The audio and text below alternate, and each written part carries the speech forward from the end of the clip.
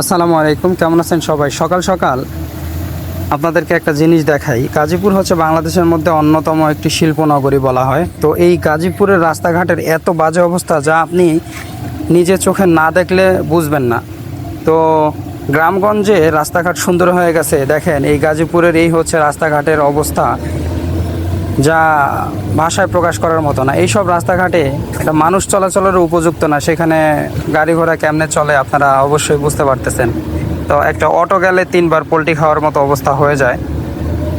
তো যাই হোক, কিছু বলার নাই। আমাদের বাংলাদেশ বলেই সম্ভব, কারণ বাংলাদেশে 10 টাকার কাজ আসলে 5 টাকা মানুষের পকেটে ঢুকে আর 5 টাকা কাজের জন্য ব্যয় হয়। তো এই হচ্ছে অবস্থা। সবাই ভালো থাকবেন। আসসালামু আলাইকুম।